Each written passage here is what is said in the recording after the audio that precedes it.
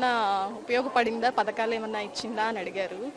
ఇచ్చిందండి, మాకు ఇల్లు రిజిస్ట్రేషన్ చేసి ఇచ్చింది, రూపాయి కూడా ఖర్చు లేకుండా. ఆ రోజు మాకు పుట్టింటోళ్ళు పెట్టినట్టు పట్టు చీర, బట్టలు కూడా పెట్టారు, భోజనం చేసి పంపించారు. మమ్మల్ని ఎలా తీసుకెళ్లారో అలా జాగ్రత్తగా మళ్ళీ తీసుకొచ్చి దింపారు మా ఇళ్ళ దగ్గర మాకు అని చెప్పాము. మళ్ళీ ఇంకోటేమో తల్లికి వందనము అని మా పాపకి పడింది, అది చెప్పాము. గ్యాస్ సబ్సిడీ డబ్బులు ఒక విడత పడ్డాయి, అది కూడా చెప్పాము.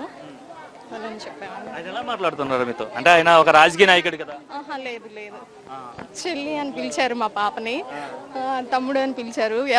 ఇట్లో అల్లరి బాగా ఎక్కువ చేస్తారని అడిగారు. ఈ పాప అని చెప్పాము. రౌడీ అన్నారు. తన్ని బాగా క్లోజ్ గా ఇంట్లో మనిషిలా మాట్లాడారు.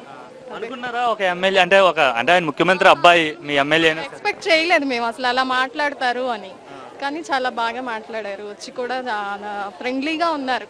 ఒక 2 minutes ఉన్నారు, 2 minutes కూడా చాలా ఫ్రెండ్లీగా మాట్లాడారు. చాలా మంది ఎమ్మెల్యేలు కానీ పొలిటీషియన్స్ కానీ కొంచెం ఒక హోదా మెయింటైన్ చేస్తుంటారు, సామాన్యులు కలవపడు రారు కదా, సామాన్యుల ఇళ్లలో కంటే ఇలా స్లమ్ ఏరియాస్ అసలు రారు. కానీ వచ్చారు, చక్కగా వచ్చి ఒక 2 నిమిషాలైనా మాట్లాడి ఎలా ఉన్నారు, మా ప్రభుత్వం ఎలా ఉంది అని అడిగారు. బాగుందని చెప్పాము, అంతే. అంటే ఎన్నికల ముందు ఎమ్మెల్యేలు వస్తారు ఓట్లు ఆడడానికి, అంటే రాజకీయ నాయకులు. గెలిచిన తర్వాత ఎవరో రారు మ్యాక్సిమం. సో గెలిచిన ఏడాదికి ఈయన వచ్చేసి సమస్యలని తెలుసుకోవడం, అడగడం కానీ ఏమనిపిస్తుంది అసలు? ఇంతకుముందు ఎవరైనా ఎట్లా ఈ విధంగా అడిగారా?